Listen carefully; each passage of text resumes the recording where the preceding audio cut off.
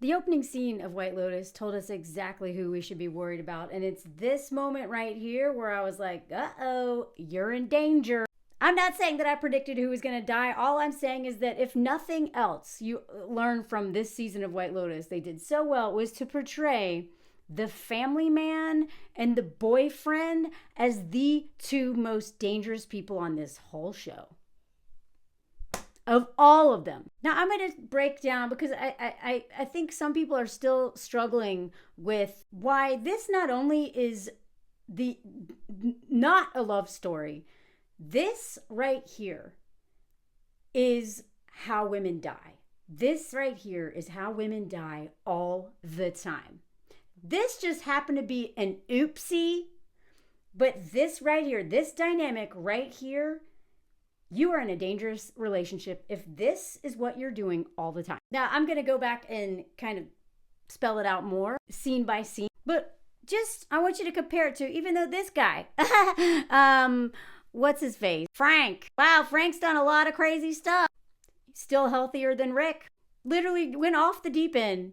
Has the craziest stories ever, and yet, not as unhinged as Rick. Even when Lori had a hookup with a guy who tried to get her to give him $10,000, right? We get the homosexual hookups.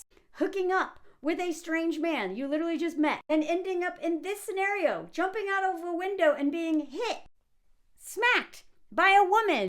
Still, this scenario, hooking up, guy she barely knows, all this that played out, he's literal thief, still way safer than the woman in a relationship with a man and the woman married to a man and having his children. I might do another video on this. Let me know if you want to see it because I still have so much to say about this family. But even, the brother, the family member, physically, just bullies her. Not only is so wildly inappropriate, but even has the younger brother doing this, okay? This girl is getting harassed by her older brother all the time, and his influence is starting to make him really inappropriate with her. Even this woman, right, who is a schmegs worker, partnered up with a very dangerous man. When she asks Chelsea, oh, what would happen if Rick found out that, if you hooked up with someone, would he unalive? No, I just feel terrible. Well, Gary might unalive me. I honestly think he's capable of it. And he is. And yet this man, far more dangerous. And he is not even physically abusive to her. He just hates her, doesn't respect her, wants her to be his mom. Uses her for everything, but resents the hell out of her too. Because, if you didn't know this, the more you help men, the more they resent you. The more you help them, especially the more entitled and insecure they are, the more you help men like this, the more they hate your guts. And even though he only appreciated her when she was dead. Anytime he thought she was going to die, that's the only time he was like, oh no. The rest of the time, he was like this. So annoyed that this woman is in his life. And yet so dependent on her. I am telling you, if a man is dependent on you, he resents you for that. But if you have this combo of him resenting you for all the things you do for him, and he also just hates himself, his self-hatred will possibly take your life, okay? Because you trying to protect this man, save him from himself. If you don't die outright from consequences like she did, you will die from the stress of having to manage an unhinged man. And she got her wish. They're going to be together forever now. The only romantic moment in this whole show was this. And after he got back from Thailand, the rest of the time he literally, and I'm going to show you screenshots of how much this man could not stand her. He either looked at her like, you're an idiot. God, what is wrong with you? Talked down to her. Just this look all the time. Looked sad and pathetic. It's just miserable. I am telling you, they don't have to be this old to be old, grumpy men. The more entitled a man is, the more miserable he is. I'm telling you what, or he has everything he needs at the expense of a woman doing all that emotional labor, domestic labor, schmegual labor, because you will never convince me this man's good in bed. Like all the stuff, the more you do for him, the more he hates himself, the more he will punish you and hate you for doing it. And then I'm going to show you he's a literal crybaby. He's such a freaking cry. He's always doing that. Those kind of men are so dangerous. And here's the thing.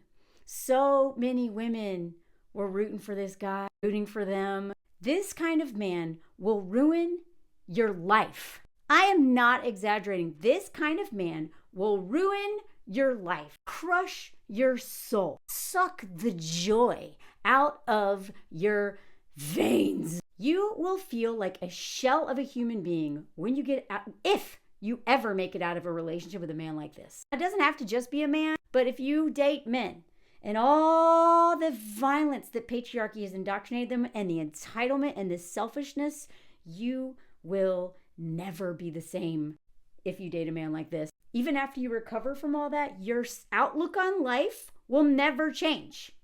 I feel like I lost a sense of any innocence that I had, and maybe in a good way, but when you see the dark, bottomless pit of self-pity that a man like this has, and then you see how much he will punish you for it, and then, you almost die because of it. And then if he gets physically violent, but he wasn't even physically violent with her. He's just emotionally, psychologically violent, which is a lot. Not to minimize that at all. But if you ever make it out of a relationship with a man like this, and the more he traumatizes you, you will never be the same.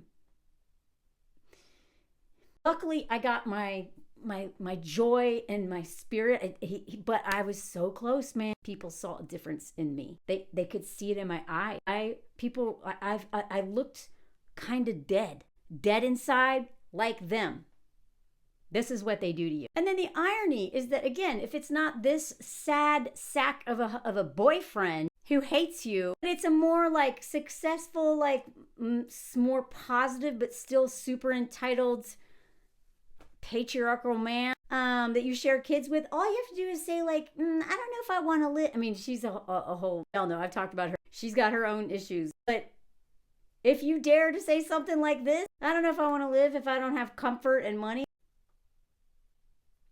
Dad of the year interprets that as, okay, I guess I should annihilate my entire family. This man literally tried to take out his entire family, except the youngest son, who thankfully was like, I don't know, I think I'd be okay if I didn't have money. And the funny thing is that this woman, as soon as they get home, if he loses all his money, she will remarry. She will go find someone else. Because, even though she's very male-centered and all that stuff, and she is a aristocratic Southern white woman who comes most likely by the way she talks. And, it's very coded that she's old money, which means her ancestors probably owned the most people out of Southern white people. She was in like the class, because, even poor white people in the South enslaved people, right? But like she comes from like probably the worst. One thing she does know, she's probably not going to let a man like this take her down. She'd probably remarry one of those men in North Carolina, but that's assuming that she doesn't die. She has no idea how many, this man was literally like daydreaming about unaliving her and then tried to, along with their kids. If she knew just how like endangered she was, anyway, this woman will probably be okay if he doesn't, her. But her kids are not okay. Even a man who seems to not be as messed up as Rick, although he probably is, has money, has all the things, seems more positive than Rick. He hates himself so much, so tied to his own emptiness, and his ego is attached to nothing but power and money and social status and being a man, right? That he would rather everyone die than look like a failure. He would rather ruin everyone's life than take accountability. He would literally take their life. That's how little this man thinks of himself. And at the end of the day, Victoria is so shallow, she probably will leave him. And when they don't have money, she'll still be humiliated in the process, though. She's probably got, her brother who terrorized her, who she's now close with, and maybe her daddy, if he's still alive. They'll probably take care of her to save their own name. But this whole scene where she's talking to, women who are, dating these losers back home, these rich white men, And it's whether it's Chelsea, who's romantic about, or Chloe, who's more business oriented. They're kind of doing the same thing. And yet she judges the other women and thinks they're in danger. So when she says to her, you're young, you're beautiful. Does he have a lot of money? And the other woman's like, you can't ask that. Come to North Carolina. I could introduce you to some respectable man. And she's like, no, I actually love this guy. Are you scared of him? I could get you out of this. Now, just look at this face. Okay, she could save her. I could get you out of this. This judgmental face. So of all the people in the room, the one who is in the most danger out of everybody in that room, other than Chelsea, who's dating, is this woman. Her husband is actively plotting on her death. His own in this moment, but like everybody's soon. He literally tries to unalive her because of his ego and his pride. And she's all like, I can help you get out. This is what I mean, y'all. When I tell you that dads, remember this guy's a dad. This guy, I just did a video on him last week. 2 young children, 2 older children. Horrifying story. If you haven't seen this yet, please go watch it. It's so much worse than it's so much worse than you think. It's dads, it's brothers, it's boyfriends. It is the men in women's personal life, the men that women love the most, who are statistically way more likely to push you off a cliff and have a backup plan, syringes full of and then when that's rocks on your head. This man wanted nothing more than for her to die. That he wanted it so bad, he tried everything and only didn't succeed because of 2 women hikers and how smart this woman was and what she did in that moment. So even this guy, who was really creepy, was talking about his mom dying, trauma dumped on, what's her face? Kate. Not as dangerous as Rick and Tim, family man and boyfriend. And yet even the HBO posted this. I'm not crying, you're crying. As if this one moment out of, how many hours was that? 8.5 hours or more of story? This one moment where he comes back and is happy to see her for maybe the first time, and the only time. I'm not crying, you're crying. Oh, love story. Oh, like a little Romeo and Juliet kind of situation, I guess. Some tragedy. No. This is why we need a male loneliness crisis. We need them to be lonelier. We need them to go their own way. Leave us alone. Go fix yourselves. Go deal with your stuff. Stop dating us. We got to fix our stuff. Don't be a little healer. You're trying to save a man. We got to, if this is your pattern, stop dating for a while. Invest in friendships and community. You can really work out a lot of your issues in there. It's really hard you cannot heal in isolation. That may be very triggering for some people. We were not meant to be alone. We were not meant to be isolated. We can't. We need people. But dating men in this day and age, with them so unhinged and violent because they don't get to own us anymore, because we can actually walk away unlike our grandma, hooking up with men, marrying men, is one of the riskiest things you can do. So if you are going to date and marry a man, please, if they show any of the signs of Rick, they could take your life. Not even on purpose, but they can and will suck the soul out of you. Minimum. They could also take all your money, put you in danger constantly, and get you killed. And then also resent you so much for being there no matter what. Unconditional love that only their mom should ever, only their parents. They want you to love them like their mom, but they're grown men. So you're not their mom, but they keep trying to turn you into their mom. Please.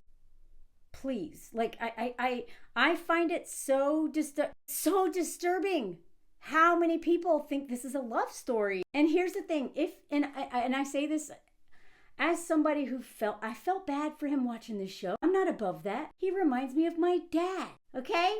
He reminds me of a lot of men. We have been conditioned to pity these men, save these men, mother these men, feel bad, and self-sacrifice, self-abandon for these men.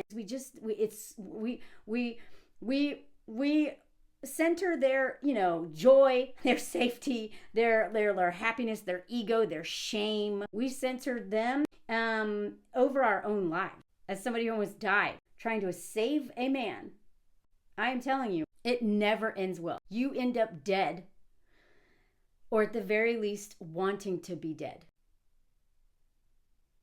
I'm going to say that again. You end up with men like this, you either end up dead or wanting to be dead, because they will exhaust the hell out of you. It may take a long time, but they will exhaust the hell out of you. And then eventually they could turn on you and but, it's a love story because, it was an accident. Sure. Just like the snakes was an accident. That man didn't care. He's too selfish to care. Even admitted he's empty inside. So I'm going to show you some other big red flags. If you ever, the way, when this scene, when she was like, Rick's a hothead. Hothead? Huge red flag. That doesn't mean that they can't be angry. Of course, humans are supposed to be angry. But a hothead is somebody who centers their anger and refuses to emotionally regulate and think of the consequences of his anger on anyone else. Because believe me, we have anger, but we do the opposite. We usually suppress until we blow up. Sometimes we blow up with violence towards ourselves. Sometimes we blow up at anyone we have power over, right? As a white woman, this is what we do. Mothers do this. Teachers do this. Nurses do this. Like anytime a woman has power, anyone we have power over, eventually we break.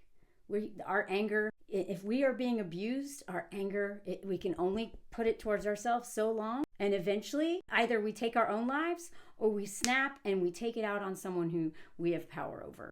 Anger is healthy and good. Women need more of it, but it has to be directed at the right people, not ourselves and not people we have power over.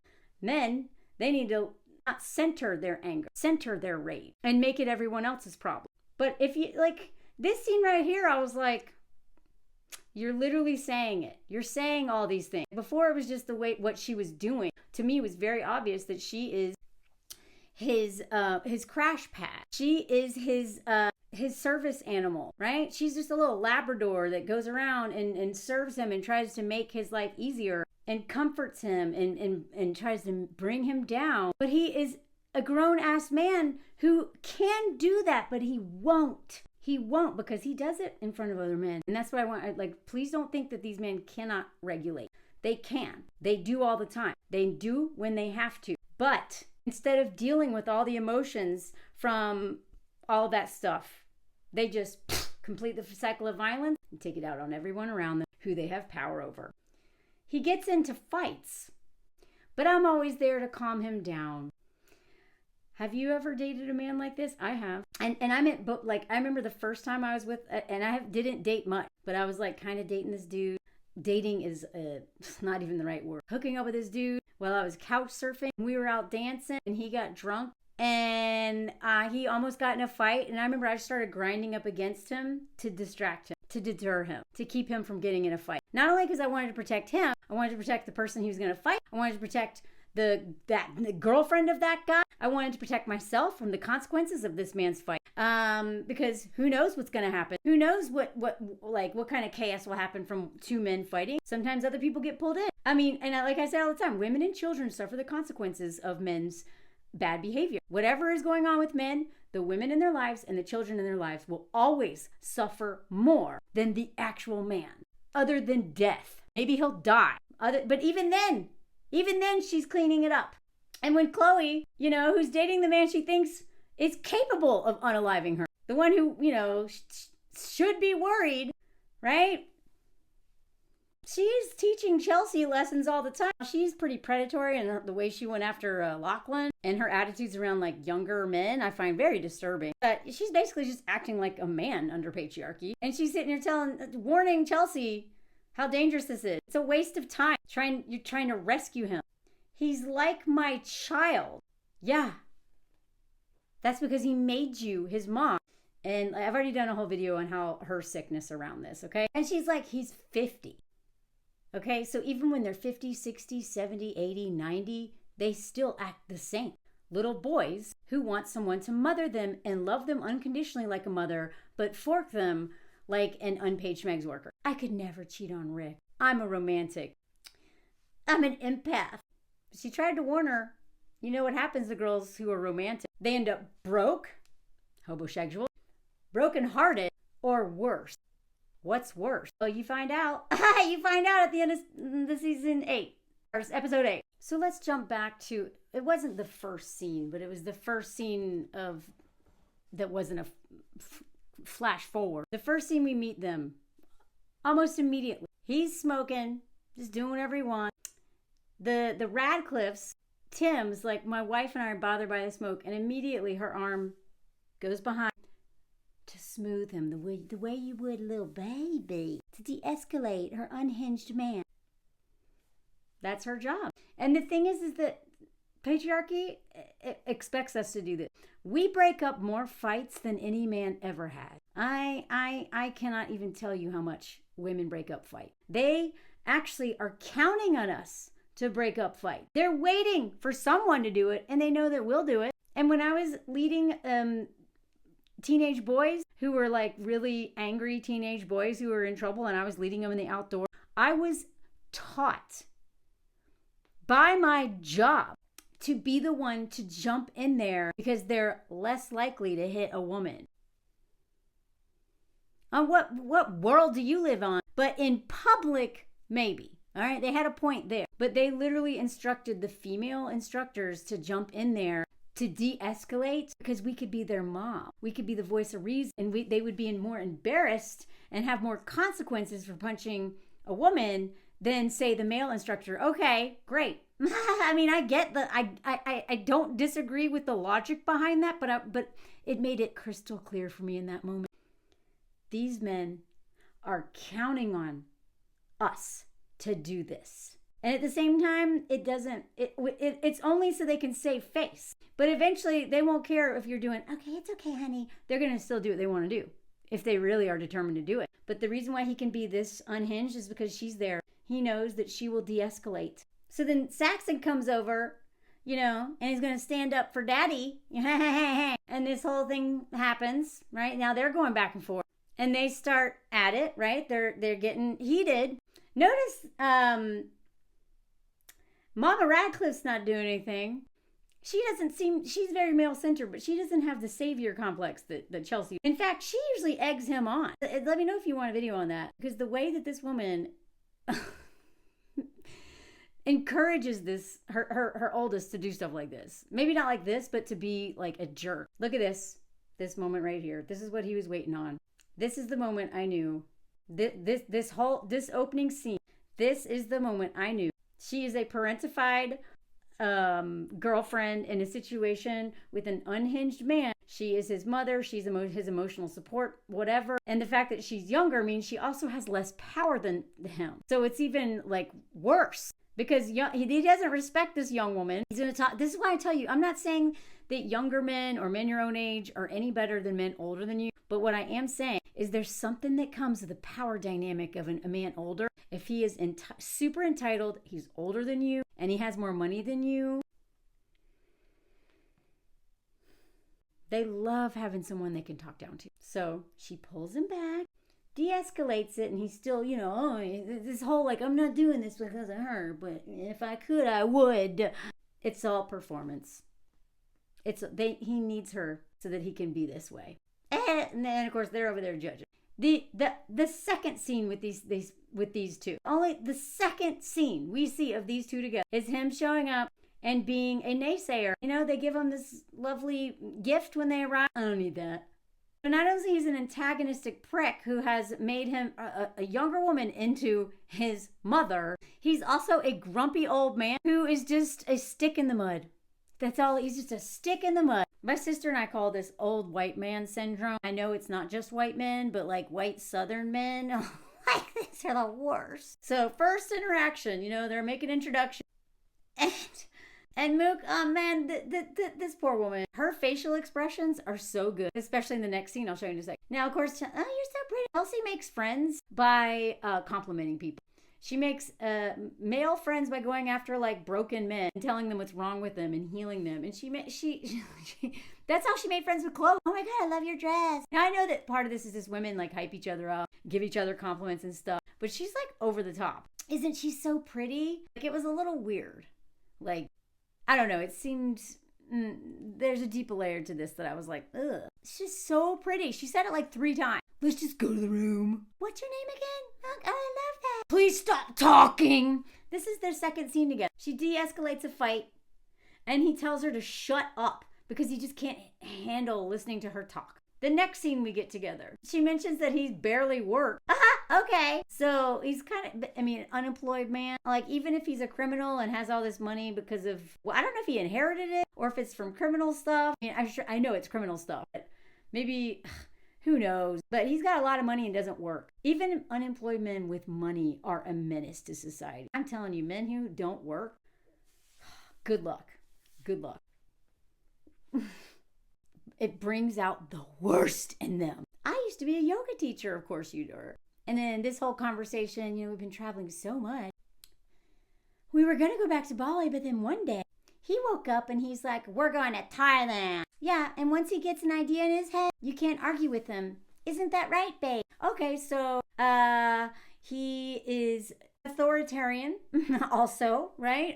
Like everything that I learned in the first 20 minutes of the first episode, I was like, oh, I can't stand this guy. But that part of me this man reminds me of my dad. I'm like, oh. So even I got in my feelings about Rick because I've known so many men like this. I've loved men like this.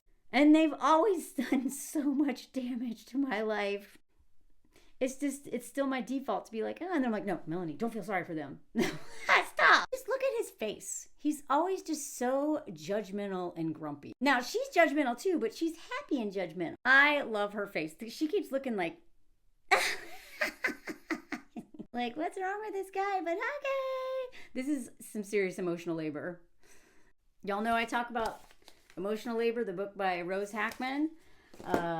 Life-changing book. I've had her on my live, by the way. If you join my Patreon, you can watch our live. You can watch all of our lives. They're over on Patreon if you're in the top 2 tiers. That book helped me understand how much work even this is. The emotional labor of women to constantly suppress ourselves. And it's not just women, anyone. It's whoever is in like the lower position of power, right? So this could be around race, this could be at work, this could be with children and parents. Whoever has the most power has to have a thumb up the butt. Not a thumb, a thermometer up the butt of the person in power over them. And so they end up having to read the room all the time and adapt and suppress. Life-changing book, y'all. Rose is brilliant. And this is the moment where he's asking about the owner's, the man who ends up being, he's asking, because this is why he's here, is to see the husband of the owner. And she's like, yeah, he's not here. He's in the hospital in Bangkok. Look at her. She's like, of course he is. Of course he is. Poor me. God, my life's so hard. Of course he is. I need a freaking drink. Because here, another red flag here. As soon as things don't go his way, he immediately has to drink. What is that, like 4 or 5 red flags there already? We're not even 20 minutes into episode 1. This is a red flag for you. If you find yourself doing this, okay, start looking for your own red flags. If you find yourself constantly feeling like you need to, and it's not coming from you being like paranoid or whatever, if you find yourself feeling like to keep the peace, you always have to come up for a reason why he's being this way. And because he's embarrassing, huge red flag. It is so embarrassing to date men who are unhinged, who will not regulate their emotions, and who will embarrass you constantly. It is exhausting to be with those men. I remember when eating at a restaurant on family vacation, and my dad did not get a milkshake, a chocolate milkshake at a Cuban restaurant. He was pissed that he had to go to the Cuban restaurant anyway, because he doesn't want different food. He wants boring whatever food that he's used to. He's pissed that he had to be a little bit adventurous. Milkshake didn't come on time. The amount, that table, we were all like frozen for like 10 minutes, just being like, where is the waitress? Come on, please hurry up. And then we're like talking and so I'm trying to not draw too much attention to the little baby having his little fit, except it's a giant, potentially violent baby, That's this. Constantly on edge, constantly making excuses, constantly making other people have to make it so that to pacify your little king baby, violent king baby. Look at her. Chelsea's like, it's not me. Thank you so much. Thank you. He's out there drinking. He's so nice. And she's trying to talk, oh, this holiday, la la la. Of course, he's looking at her like this. He's stupid. He looks at, this is his main look at her. Wow, look, we get all these treatments. You should get a facial. The lady at the airport said I look like you look like my dad. So she says here again, you should get a gentleman's facial. No. You know, that's the whole reason people come here. It's a wellness center. That's not why I came here. Why did you come here? I wanted to go to Australia. I told you, I can't go to Australia. Why? Would you get arrested? Like this woman, for someone who thinks that he's her soulmate and she knows him so well, she doesn't seem to know much about him. Doesn't really know how he makes money. Doesn't ask many questions, and when she does, he doesn't answer them. Then again, I probably wouldn't ask many questions either if he said stuff like this. You're like a freaking machine gun, you know that? Enough with the question. Even though they're very valid, important questions like, why can't we go to this country? Are you, like, gonna get arrested? Why did we come here? But okay, she moves on. Talks about stress management meditation with this woman, and I'm not sure because I can't remember. I do believe this is the woman he met up with. And then the internet blamed her for him doing a mass unaliving because she wouldn't drop everything to help this man who never wanted her help until he, like, again, way that he looks to women, Chelsea, or this woman who works at the hotel that he's met with like once to save him from himself. These men are counting on women to save them from themselves. Lonely male crisis. We need it. Otherwise, you will go down with them. You need this. You need to sort your shit out. You've got issues. I've got issues? Oh, you're the one who's crazy. And you know, he's not wrong. At least he said it. Like, because again, if you think a man is crazy, if you think he is sad, if you think all these things, you're diagnosing him all the time. You look just as crazy being with him. Like, he's just like, okay, if I'm crazy, what are you? Like, that's what I'm saying. When you date down, and in this case, date an old cranky ass man who's a loser, who is just all the things I've already said. Men like this who can't stand themselves and know deep down they don't deserve unconditional love. I mean, first of all, they don't deserve that from any woman, okay? They're not a child anymore. But they don't deserve your love. They don't respect you because they don't respect themselves. They're like, why are you with me? Why are you doing all this for me? They think you're nuts for being with them in this condition. So they lose respect for you because you don't respect yourself, because what are you doing with him? Why are you doing all this? This is how they see you. You're crazy for dating me, is what he's saying. He may not be self-aware enough to realize, well, his entitlement and all of his issues, like exactly what they are. But he does know there's something wrong with her for wanting to be with him because he's a loser and he hates himself. What's wrong with you? Why do you want to be with me? There's got to be something wrong with you if you want to be with me. So then she's like, oh, she's always like, oh my God, it always has this. And this is what I'm saying. This isn't just her. This is in general. So many men are just miserable old men, even when they're in their 20s, 30s. Like before they even get to be in their 50s. Miserable old men. And they can't stand how much fun you like have. They can't stand your joy. Jealous of it. They don't understand how you can have so much, how you can be so curious, how you can, want to dance and meet people and travel and do all this stuff when all they want to do is just be miserable, right? And they hate that you want to have fun. So you're constantly doing this. Hey, let's go do all this stuff. Let's get back up to that last hurrah before. And then this is just so that he'll detox. It's not even that they get, it's just so that he will start this thing with her. Oh, there goes the flip. Rotisserie chicken moms. There we go. Let's go have fun, okay? If you are a cheerleader, right? That's why I like the football and the cheerleader thing is so perfect. Because it's, yay, yay. That's why Devin, right, from Love is Blind this last season, he wanted a cheerleader. Literally, that was in his description. I want a cheerleader while I play basketball. They want this, and they also hate you. They want this, and they hate you at the same time for being this. You can't win, man. Okay, it's the next day. I was up till 2 in the morning trying to finish this, and I finally stopped. So, not only are these men just the killjoys, even in moments like this. Okay, this scene really got to me. This man is a perpetual victim of his own choices, okay? He is waking up. This is after they like make love or whatever. If I believe, but whatever, even if it's not.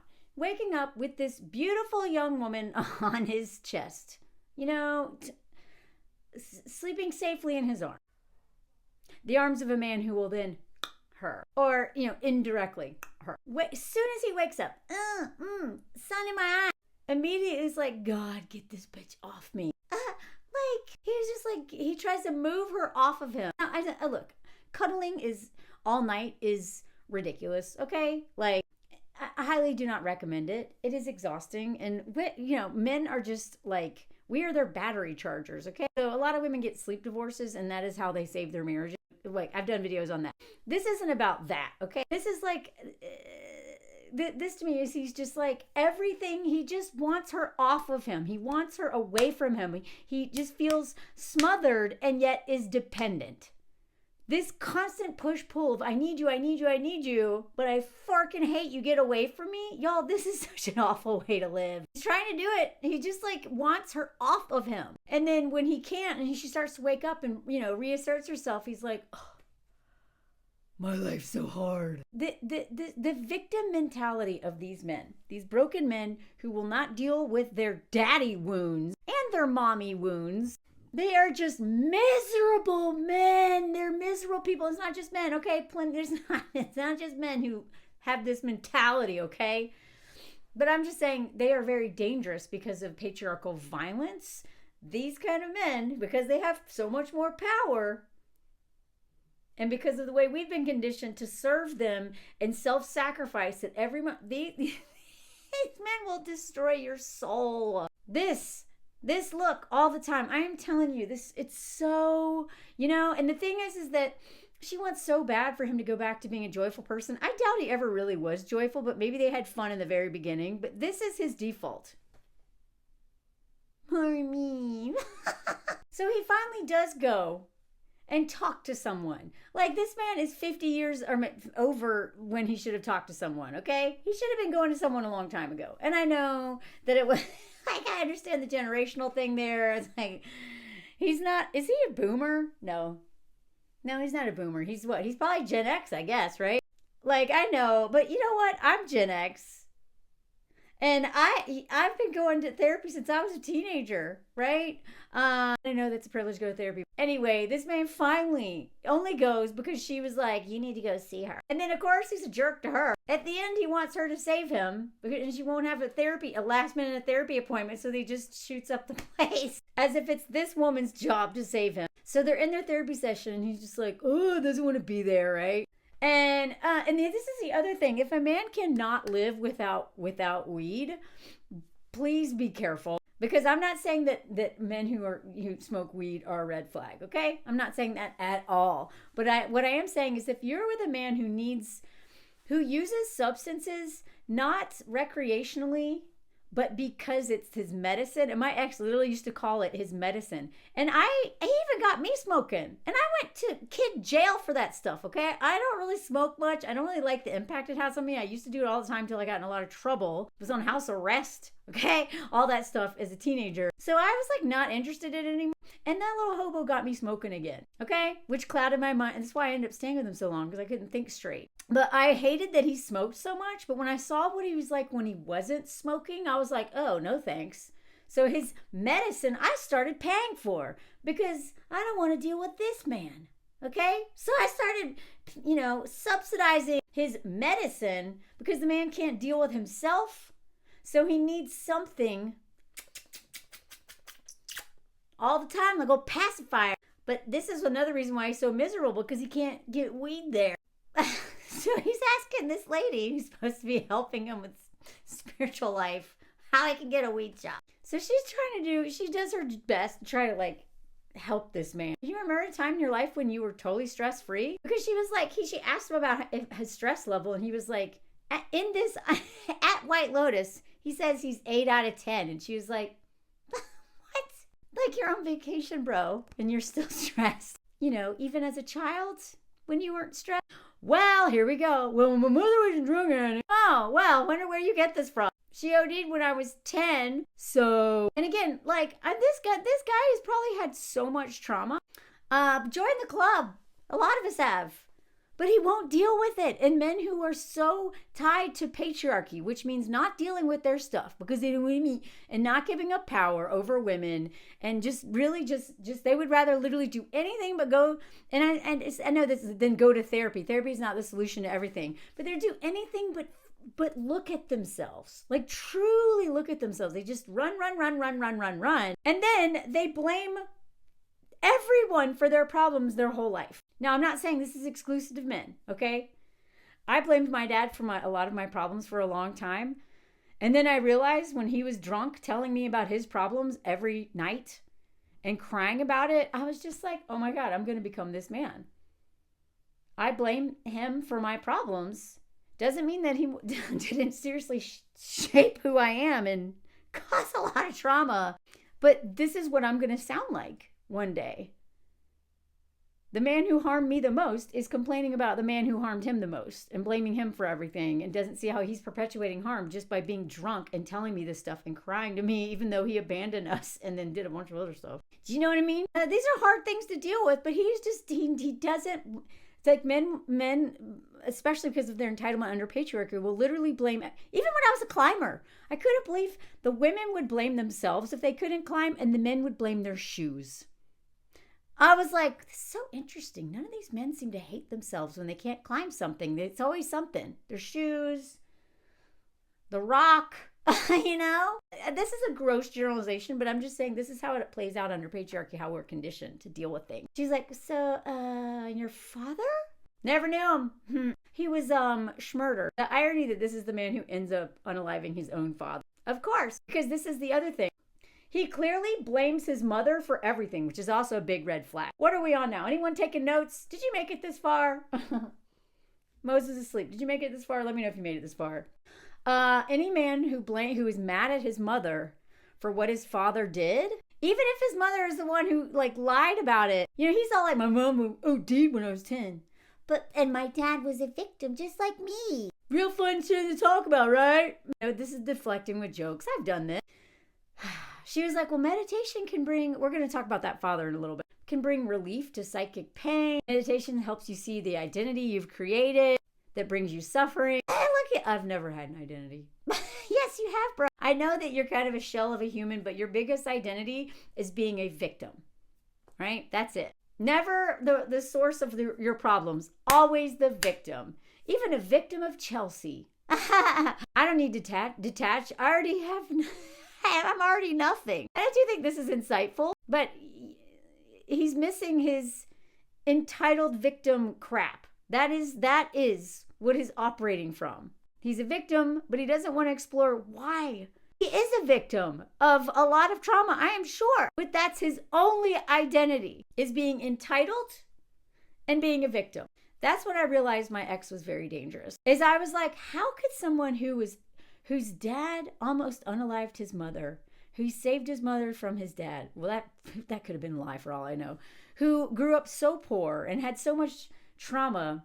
You know, how could he resemble the most spoiled brat frat boy millionaire type personality? How could they be so similar? Different sides of the same coin. A victim of life not being fair. One spoiled rotten and given everything, the other one deprived of so much, but both have this entitlement under patriarchy, and they both end up acting very similar. Even nothing can be an illusion you tell yourself. Bang! If nobody puts gas in the tank is empty. That's not an illusion. The car won't start. Nothing comes from nothing, right? I don't know. The way this man talks to all women, I find very annoying. This is the entitled white man syndrome. So then she asked me, how was the lady? She seemed wise. Oh, because she's Indian? Yeah, you know, and then she does some of the stuff she says, but he's just doing this to deflect. He didn't really want to talk about it. You know, she does say stuff like this, which, I mean, he's calling her out on that, but he basically doesn't want to talk about it. She made me sign up again. She made me. Mommy made me. Oh, look at you, Mose. You're awake. Yeah. Look at that. Little dinosaur pals. But no fucking way am I gonna do that. Why not? Come on, it's good to talk about things with the... Oh, God. So, she does this a lot, y'all. You think you've got it all figured out? I don't think so. God, you're so shut down. And you're an idiot. Now, again, if you take this out of context, it's really bad. If you put it in context, and I've already talked a lot about Chelsea and her problem. I did a very long video about how sick Chelsea is. I'll try to remember to link it. But it's just I don't know, last week or a few days ago, whatever.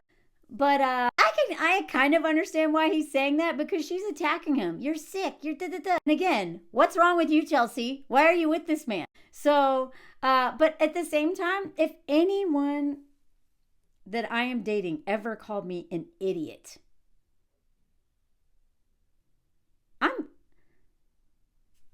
old Melanie would have made excuses and stayed, because I promise you my ex said worse stuff than that. But if you are dating someone who says to your face, you're an idiot, this is disdain. This is disrespect. This is what I actually think, and I now have a reason to say it. Okay? Doesn't excuse any of the stuff she's doing, which is constantly you need to work on yourself. Again, like I said in the video about Chelsea, she is with him because she has said in her own admission, she's experienced a lot of pain. She's experienced a lot of, she's been through a lot of stuff. We don't know what any of that is. We have no idea. She doesn't talk about her life at all. She doesn't, and she's written that way, but I think it's on purpose. We know all about his daddy, which is all a lie, but we don't know anything about her pain, and that is the point. The codependent person, for lack of a better word, or some of you don't like that word, and I say this as someone who lived this way, when you have something to hyper-focus on, whether it's a man, and you can do this even if you're not dating. So wherever you go, there you are. But worrying about this, and this, and this, sometimes even when I was really in my protesting a lot era, I do activism very differently now.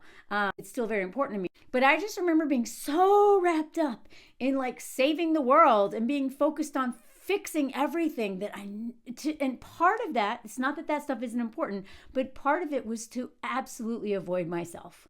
Do you know what I mean? When you get hyperfixated on fixing somebody, it is to avoid whatever's going on in here. So she needs him to fix him. And then if he ever is fixed, if you don't heal that fixer in you, that save the dayer, that God complex, a man who does heal will become unappealing. Next, build a bear. Next, what's the next project? And again, very, very, very important distinction here. This is not to say that women don't want men who are nice and kind and loving and healthy. I'm just saying, with my own wounds and my own conditioning to fix men under patriarchy, every movie I watched growing up, and then all of my trauma that really reinforced that, if I didn't deal with that fixer in me, then yeah, healthy men did not appeal to me because I didn't think I deserved it. I didn't know what to do. I was bored with it. It was very uncomfortable. So I went for the sad man, the broken man, the person that was a project to avoid this. Going after an emotionally unavailable man is a sign that you are emotionally unavailable. That was one of the hardest things I'd ever heard, and it's so true. So then, her new friend comes over, and he's all, again, she starts apologizing. Oh, he's so jet lagged. Oh, he's got a migraine. Always excuses, because these men are embarrassing. We're going to go hang out so you can have a nap, okay, baby? And what's so funny is that this woman has to be in literal harm's way for her to get him to step outside of himself and be that protector that she desperately wants, right? It's only in situations where she's in a robbery, right? She's held at gunpoint, and now she's legitimately scared. This man who she is always the protector of and the mother of, now she gets this moment. She finally gets to be my hero. He didn't do anything. He literally just walked into the hotel. And look at him. This is the only moments that he ever really cares about her, is if she's about to die. And then when they go to dinner that night, the new friend, I almost died. And her friend is like, no, you didn't. And then she tells him, we got the room comp though. Didn't we, babe? That was cool. Yeah, I did a great job, babe. Look. This is always his face. Look at her. He likes me. So then she looks at him like, okay, talk to the man. This is another thing. She is his mother. She is managing him. You got these two women, her and Chloe are at dinner. And you got these two grumpy old men. Grumpy, stick in the mud. And she was like, okay, now go make friends with your new little friend. Remember what we talked about? So he does it begrudgingly. I mean, this guy is always such a mess. So, you've been living here for a whole year, huh? Y'all remember that Saturday Night Live did a skit called Man Park, which is basically a dog park for men, where women take their men. Vanity Fair gave me credit for inspiring that with my article of Men Have No Friends and Women Bear the Burden. This is one of the things I'm talking about. This man has nobody but her. And she really wants to hang out with Chloe. They're like, come on, you two. Can you guys like at least try to be friends so that I can have a friend? Like the way that it's like literally like children. So, look at this. Wow, what do you do? Again, if they show up and do what you ask, this is the attitude they bring. What did you do before you go? Because the other guy's like, I don't know, I do this and that. I'm retired now. What did you do before you were retired? This and that. These guys both suck so much. What about you? What did you do? What do you do? The same thing that you do, Gary. He goes on to say this and that. Basically, they're both criminals. Yeah, you meet a lot of people here in Thailand who are doing this and that. And then, what else would he do but criticize his girlfriend's closest friend on this island and the partner of this man he's trying to make friends with? Because when he asked, so how'd y'all meet? And she was like, matchmaking. Wow, really? You might as well have said, are you a schmanks worker? So then they start talking, yeah, I mean, we're different ages. I'm American. She's French, but we get along. Look at her face. She's Canadian. What are you talking about? Y'all, do you see? Both of these women are with men who are exploiting them for the age gap, for the need for financial security, for their own insecurities and their whatever. But this woman is in way less danger. But they're both with men who hate them. What? Look at him. He's like, you're not? What do you mean? He talks to her the same way Rick talks to Chelsea. They're all 4 peas in a pie, except Chelsea's the one in the most danger because her heart is tied into it. Well, she thinks it is. It's really like whatever. She's trauma bond, like her trauma is tied to Rick. Where this woman this is her job, is to just do whatever this wants so she can live a good life. Her heart is not tied to it. Like that warning we were talking about. She tells him, I'm from Quebec. Those are French Canadian, whatever. Him and Rick are the same dude. And yet somehow Rick is more dangerous. May this kind of relationship or Chelsea's kind of love never find me again. Look at this. Why do you have to be such a stickler for me not knowing where you're from? So then, look at this. So he's like asleep and she comes in. What? She's just a bird. And if you're like me and you have a really deep burden story, these kind of men will reinforce it so much that you feel like you don't deserve anything. You deserve literally nothing. Because if you already feel like a burden and you hook up with a man who literally everything you asked for is like, God, like a teenager, good luck ever recovering from that.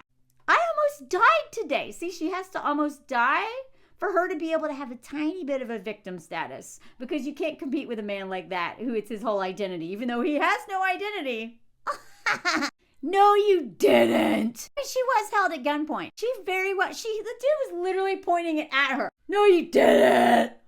France, Canada, same thing. Held up by a gun, not dying, whatever. And then she just throws, protect me. Protect me. Hold me. I'm holding you. What else do you want? A hug? And then she's like, I really like my new friend, right? So this is his response. She's a hooker. No, she isn't. I mean, Chelsea, come on. So he's all, like he's not wrong. He just, he loves for her. He is a this is also men like this. This is why old men love younger women. They love being smart, okay? And they love how naive, so the naivety that comes with youth, right? Is not always, but usually the older you get, this is why I listen to women younger than me because they have very valuable stuff for me to learn from. Women my age, and I listen to women older than me because they have lived experiences and wisdom. Some of them are actually stuck in patterns and really haven't grown. But I do respect the opinion of women with lived experience. A lot of women older than me have so much trauma, and if they're willing to talk about it, that I learn a lot from them, right? Whereas younger women haven't been as traumatized usually, sometimes way more so because of what's happened in their families and etc. Men just love that power dynamic of age and money because they have actual power with money and they love looking down on you. And they actually like to be taller than you too. So it takes a very confident man to date a taller woman because a lot of men who are shorter are like, damn it, I don't have the hierarchy in physical form. So he's doing this all the time. I got another example in a minute. She's like, no, she doesn't matter, and yeah, she was. Yeah, now maybe she's doing this because it's, more security. But this is his face all the time. You stupid bitch. This is how he doesn't have to be an older man to do this, okay? But I'm just saying, men who are older, this comes with the territory of a lot of them. This is why they love to date 19-year-olds, okay? You got 80-year-old men try to date 20-year-olds because they love to do this. Know-it-all. Which is so funny because she thinks she's the know-it-all in terms of emotionally evolved. Anyway, I have loads of she's just stoked to have a friend because he's such a stick in the mud. And women usually realize that without other women, we're lonely. If you travel alone as a woman, when I was working on farms, doing the farm trade in South America, until I found a woman best friend, I felt dead. I felt lost. I felt so insecure. And then I finally had a woman and I was like, oh, thank God. I can't deal with men and I can't deal with a world of men without women. I can't. She's young and fun like me. I do like that she gives him shit sometimes. And he's old and grumpy like you. I'm just kidding. No, you're not. That's the funny thing is you're not kidding. You're not kidding. He's an old grumpy man. And he's like, yeah, well, I'm just glad you got a friend so I can go, cause some trouble in Bangkok. I mean, he's glad she has a friend so he can go do what he came here to do. And also, so she'll leave him alone because he hates her. By the way, I may have to go. Now he's like, by the way, I have to go to Bangkok. Huh? What? Why now? We just got here. And they did. They literally just got here. I think this is day 2. Don't worry about it. If you have a man who's saying, this is another. Okay, you got your list? This is another one. A man who always says, don't worry about it. You're probably in danger all the time if a man is not only is it gaslighting, but it's literally if he says don't worry about it, that's exactly what you should be worried about. Okay? Don't worry about it. So, don't be with mysterious men. Add that to the list. What are we at now? Someone tell me. Have you been taking notes? I mean, whatever. I don't expect you to. That's work. This is probably number 15 at this point. Mysterious. No, that means they're liars. Mysterious equals liar. Liar through omission. Hey man, he's so mysterious. I just want him to open up to me. Guess what? He's opening up to schmegs workers. He'll open up to someone every once in a while. If he's not opening up to you, it's because he doesn't want you to leave him. Because if she knew why he can't go to Australia and all his real problems, the depth of them, she may not be as keen on fixing him. He just thinks he's mysterious and needs, help. If she knew how sick and twisted he really was, then she might see how dangerous he is. But she doesn't, because she doesn't want to. If a man will not answer basic questions and withholds information, that man is dangerous, not mysterious. So yeah, then they have their love scene or whatever. And I believe this is the next morning is when he wakes up and he's like, oh.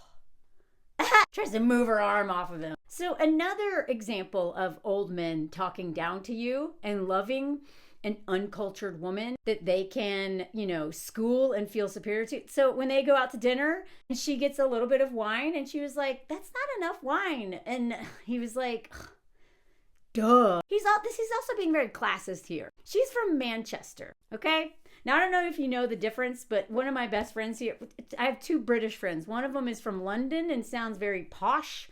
And the other one is from Manchester, and she's a good friend of mine. And her dad, I can barely understand. Those accents are very different, and there is classism built so much into these accents. So she's from Manchester, doesn't know that clearly doesn't drink a lot of wine, doesn't know that like taking a taste is part of it. And he's like, oh, perfect. She wants you to taste it, dumber. Oh. This man is so annoying. Y'all, I really want you to, if you are rooting for this couple, and again, I understand why. You may have a dad like this, or an ex like this, or just this man looks down on her. You cannot love someone you look down on. She can't love him because she looks down on him because she thinks he's morally superior. He looks down on her because she's dumb and young. It's just like all these other things. Needy, desperate, because why is she with him? These people, love cannot exist in that place. There's all kinds of stuff going on. Doesn't mean they're not trying to. I don't think he's trying to love her, really. She's trying to love him, but she doesn't know how to because she's looking down on him. So if this is the dynamic that y'all are thinking is love, please don't date right now. Go work on undoing this. This is what movies taught us. This is Beauty and the Beast. Okay, this is Beauty and the Beast with a hint of Little Mermaid because she's just following him everywhere. And she's just this innocent dummy. And then he does this. Okay, literally ruins everything. What's this? Looking at the menu. Gluten-free rice and coconut balls. What are we at a fat farm? Oh, this is so on brand for you. Why are you with this dude? If this is on brand for his brand is misery, what are you doing with him? That is the question she needs to be asking. If this is so on brand, this is not abnormal. This is on brand for him to complain and be miserable. What are you doing? To be a victim of your own decisions. Now, she's not wrong. This is a very precise observation. But if this is his brand, then your brand is needy, desperate, low self-esteem, low self-respect, and avoiding oneself. You know what? I'm just not going to eat. I'm not going to eat. They don't have what I want. This is him doing the milkshake thing that my dad did. What's going on with you? Tell me. I want to be your unpaid therapist. Just not hungry, okay? Leave me alone. And then she goes into this weird speech. I think the cosmos brought us together. You're a stick in the mud. I am joy. He's pain. She's, what is it? What was it? Oh, I forgot. Someone tell me. That speech she gave. He's pain. She is something else, the opposite. And she's going to win. If your relationship with someone is about winning, that's not love either. But yeah, I think the cosmos brought us together so that we could get to the root of your issues. What is your purpose?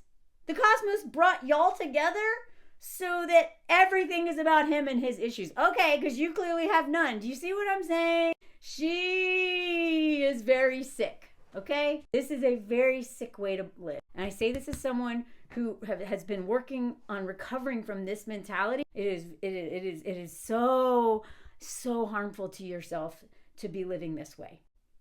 My purpose is to help you figure out what's wrong with you. And this is his...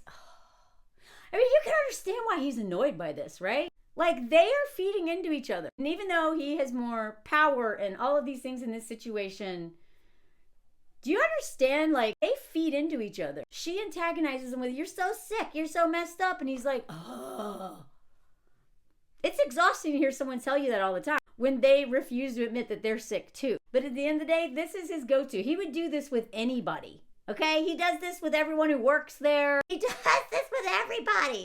Now, I'm going to help you get your joy back. Good luck. That's not happening. This man never had joy, okay? He was probably on a high when he first met you. He was like, oh, wow, a beautiful woman loves me or wants to be with me. Yes. Then he's like, oh, she won't go away. What's wrong with her? Yeah? Yeah. Good luck with that. And again, I will say I don't think that, he is, I like some of the stuff that he says sometimes. He's trying to tell her, good luck with that. You cannot bring joy back. It's an inside job. I don't care how happy you are. I'm miserable. Stop trying to change me. And yet at the same time, he will probably he would if he hadn't ended up, getting them both unalive because he went on a shooting spree and murdered a bunch of people, he would probably stay with her for ever, maybe. Because men like this, they don't want to be alone. They don't know how to be alone. They need someone to take care of them. They will not make friends, real friends, okay? Even his, what's his face? His sober friend who went off the deep end. That guy's not his friend. They don't keep in touch. He only kept in touch with him and reached out to him because he wanted him, to help him unalive somebody. They don't have friends. They are lone wolves. They are stuck as a perpetual victim, and no one wants to deal with them. But guess what? Under patriarchy, women will always deal with them. By the way, I'm hot. It's hot in here. I got this shirt on now. So trust men when they say they don't deserve you. You can't fix me. Nothing you do will bring my joy back. Believe them on that part, okay? They lie about everything else, but believe it when they say stuff like this. And then she says this, even if it's me. There's so many lines in this show, if you go back and watch it again, where, I remember when she said, I was like, well, if that isn't a declaration. I didn't know who was going to die, because I also know White Lotus, a lot of times it's the most random person who dies. But I remember thinking the whole time, I was like, this relationship is awful. Like, this could happen. Are you aware of that? I honestly didn't think that this would happen, because to me, it's almost like too on the nose. But maybe that was the point. That Rick is the most dangerous person on that in that whole resort. And that Chelsea, the one so in love, along with Victoria, who's married with children, are the most endangered women out of all the people there, somehow, in terms of like white men's violence in that resort, because they're definitely not the most endangered women on that island, just to be clear. Then he's just like, I'm just gonna go smoke. I gotta get away from this bitch. And then I'm gonna go back to the room because I just hate you so much. I don't even want to eat with you. I hate the food. I hate everything. I hate your joy. And like I've said before, men who are this miserable, you think that your joy is going to rub off on them. No. Their sadness, their self-pitying, stick in the mudness will rub off on you. I speak from experience. One of the things I'm most proud of is my joy. Okay? And people who know me well, like, that's one of their favorite things, is like almost like childlike enthusiasm for like the dumbest things. But just in general, I love people. I actually love life. I am so easily excited about things. It almost is annoying to myself, right?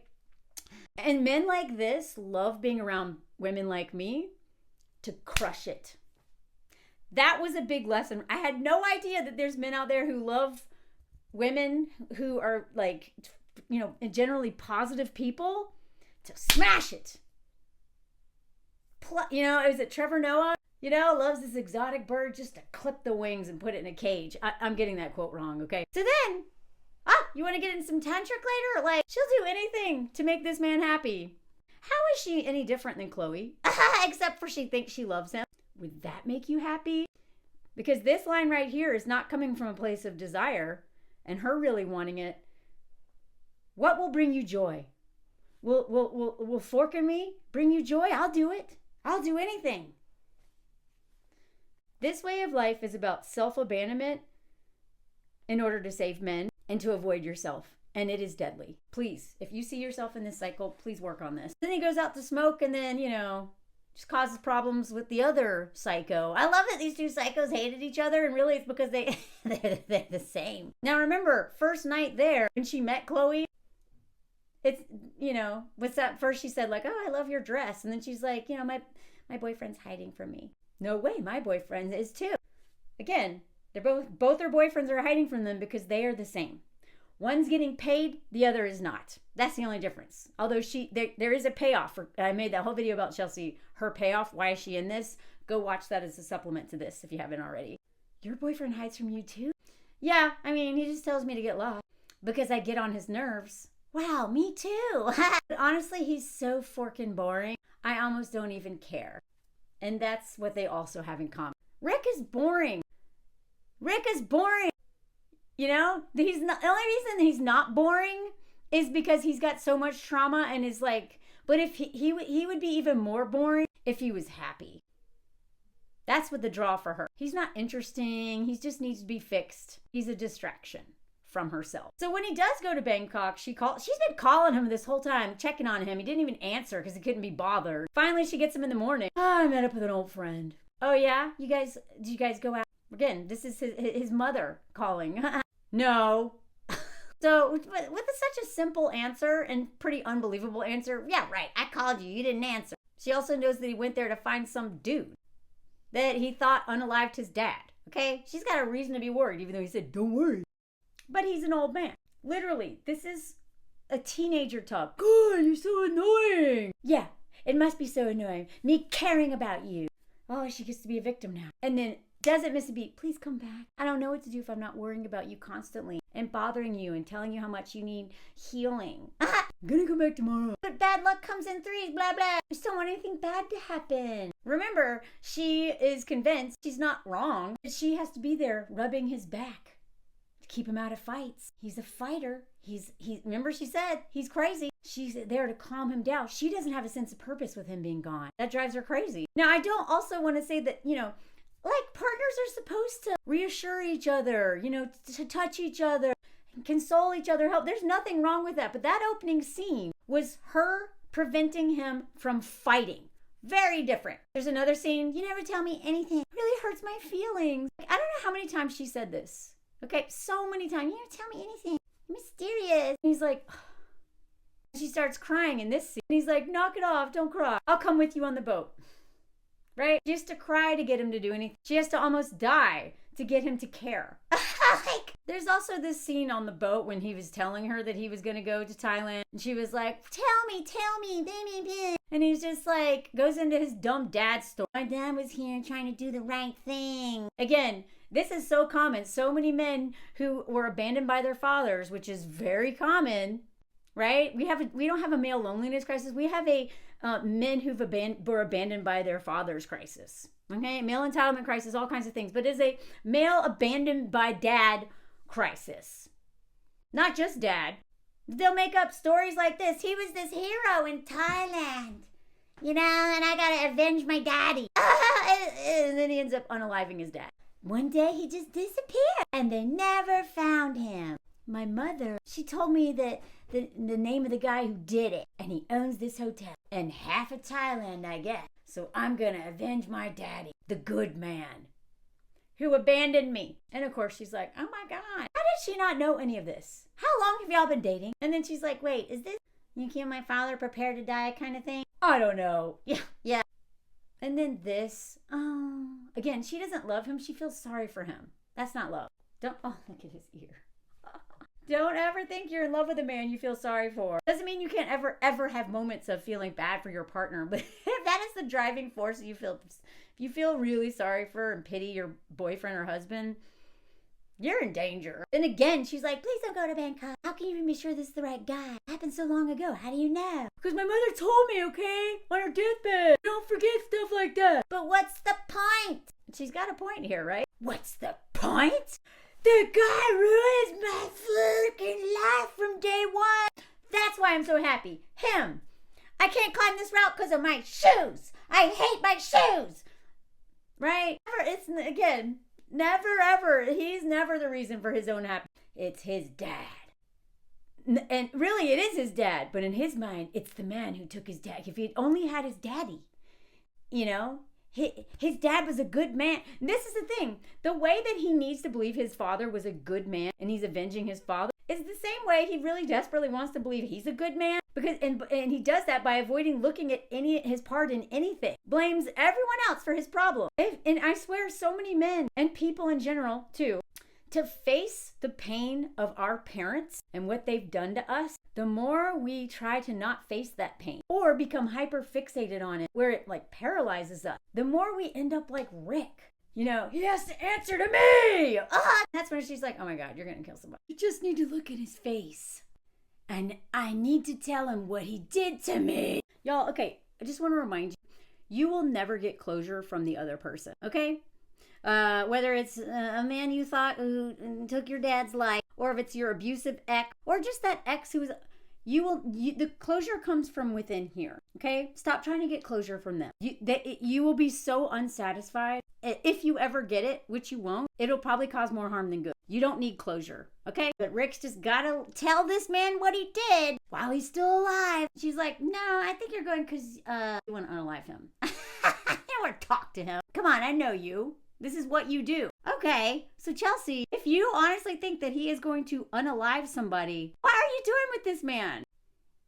Like, what else have you seen? What else do you know? If this is the conclusion, no matter what he says, is that he's going to unalive this man, like, what? What are you doing with him? And he's just like, stay out of it. And he's not wrong. Stay out of it. You can't make this man not do something he is determined to do. Okay, then just at least let me come with you, okay? Because I can pat your back and keep you from doing. No, you can't. I'll be back in a couple days, okay? No, I have a bad feeling. Stop. Just stop. But here's the irony. She has a bad feeling about all the things that are going to happen to him, and never has a bad feeling about all the things that are going to happen to her. Because one day, she's out there just shopping, trying to put on, asks if he likes the little dress she's picked out. This man is like, he can't even be bothered to answer questions. Yeah, sure. Like, doesn't care. How do you think she asked him? She was like, trying to talk about the dress. Like this man is just not there. And here we go again. Are we ever gonna have fun again? You wanna get fucked up? It's 2 p.m. So I guess maybe he did find some of his weed, right? Fine, he needs his medicine, right? We have dinner tonight. Okay? Okay, baby? This face right here. This is his perpetual face, y'all. Teenage boy face. Teenage boy. Well, you mean I have to go eat dinner with people? Why me? Why me? Insecurian reference for Gen X out. Because the hotel are having a barbecue at the beach.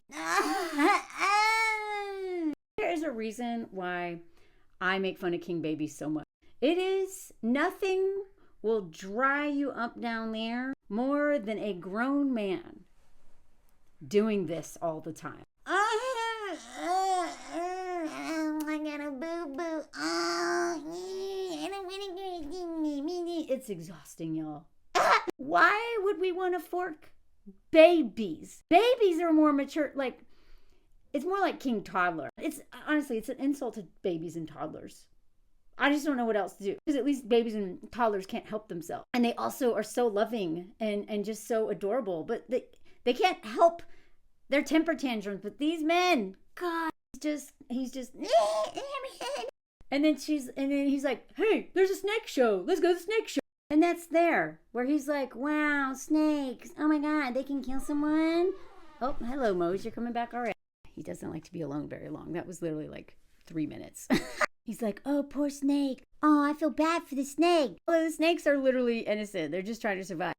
I gotta free the snakes like me. He's out there doing all this, freeing all these. I don't know why but this is such a perfect metaphor. He touches all these snakes, releases all these snakes, and never gets bit. She comes out and is like, what are you doing? Bit immediately. This is such a perfect metaphor for dating men like this. They will never get bit by the snake. They are the snake. They're also human too. But they will never get bit by the snake. You will get bit by the snake. She has to get rescued by all these people. Like the way this white man and this white couple go to this thing and create nothing but chaos, right? Her enabling and his sickness. Now all these people got to rush this woman to the hospital, right?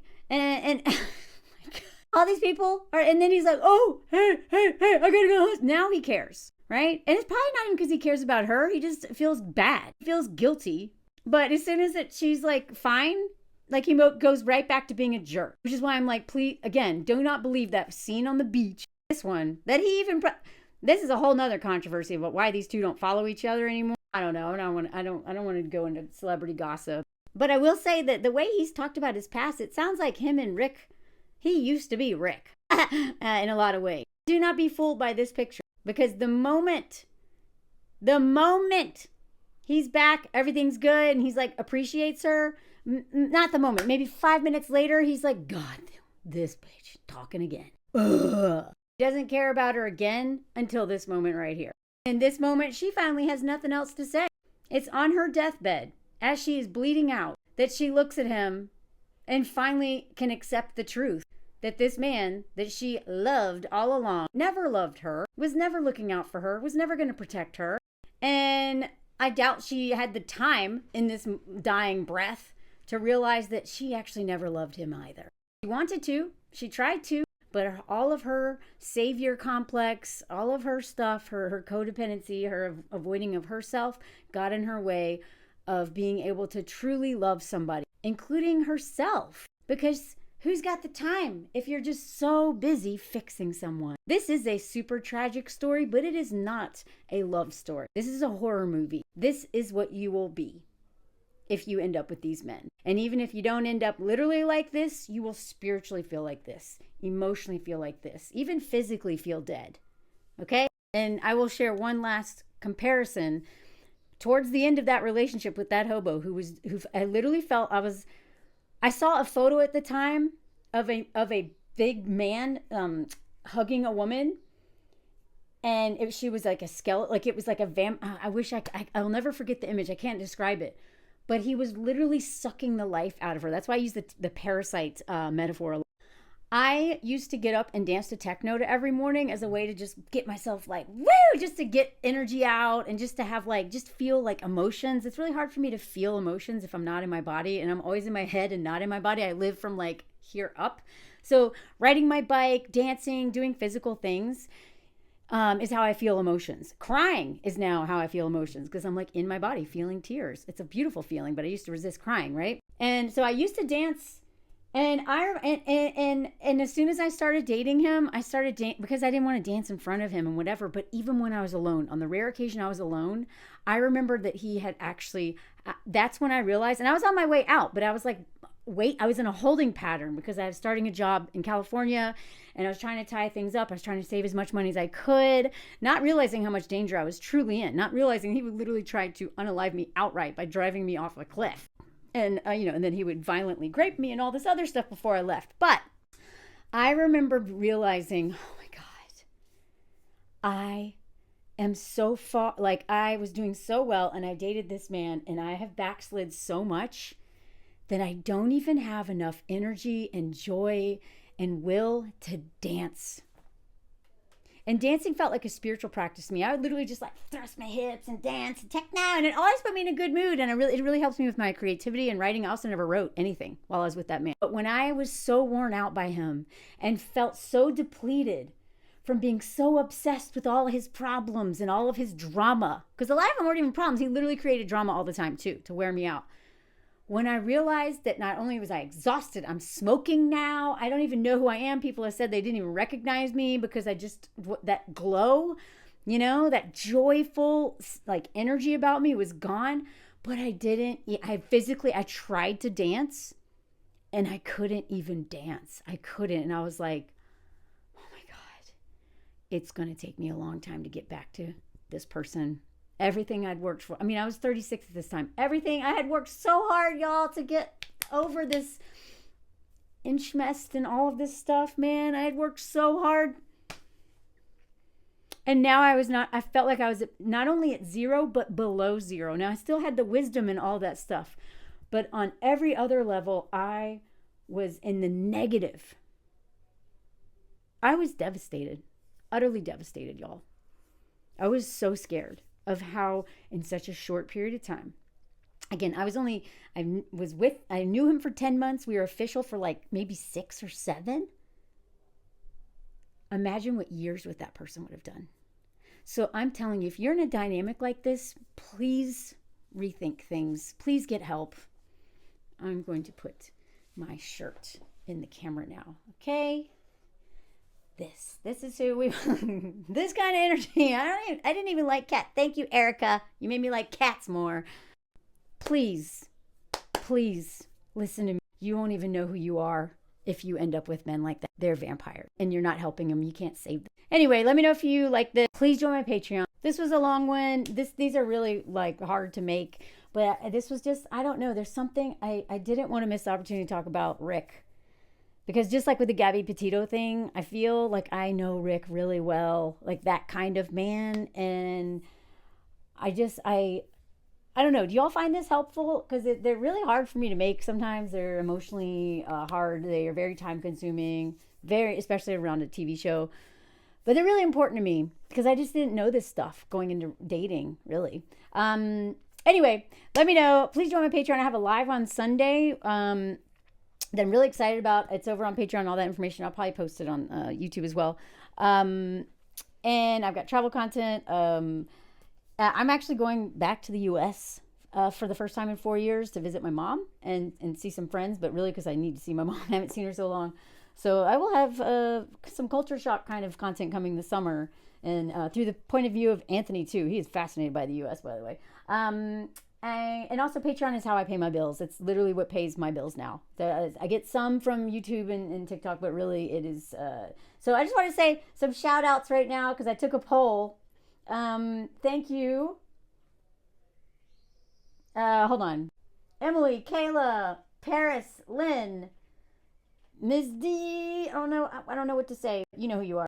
Kimberly, Rebecca, Jessica, Claire, T-Mac. I'm not sure if you want me to say that or not. And Joe. I'm always afraid to mention people's names, but if you know who you are, you know who you are. Thank you, Patreon people, so much. You keep me going, not just financially, but spiritually, emotionally, mentally, in my will to keep going. So thank you. And let me know if you heard the comment song. Horror story. This is not a love story. Mystery man, sad man, perpetual victim man. This is the man who's dangerous. He's always crying like a little bitch. Mystery man, crying man, teenager man. This man will ruin your life, he will.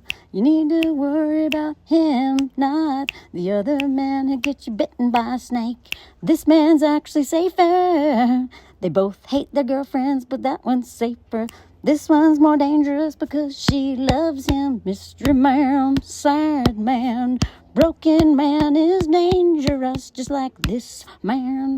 This man, God indoctrinated us, didn't he? He gets in fights, but you're there to save him from himself. Work that, Mr. Man, broken man, mental man, forking mental man, my child man. No thanks, my child. No, you're not romantic marriage. They hate you, even if you gave them 3 children. They hate you, and you are his little emotional dog, therapy dog. And this man, he's also this family man. Brothers are dangerous. But you know what? It runs in the family. Mystery man, danger man, entitled man. But you know what? This guy is somehow safer than the other man. Even this dude is safer, man. Even the hookup man, homosexual hookup man with his Russian bitches who want to kill you. Still safer than this man, hobo Steve. Or this man, the protector from what? This man or literally men in the news every day. This man, I can't believe I like this man. This is the danger, family man. Let you drink the milk and be like, yeah, drink it, chug it. I hate all you because I hate myself. Die, bitch. These men don't love you. Unfortunately, you don't realize until you are looking at him like, oh my God, you killed me. Dead now, you're dead now. I guess it's too late to realize he hated you. This isn't a love story of dark Mr. Man who talks to you like this. Fucking hates you cause he's sad. You can't fix these men, don't date them. Et voilà.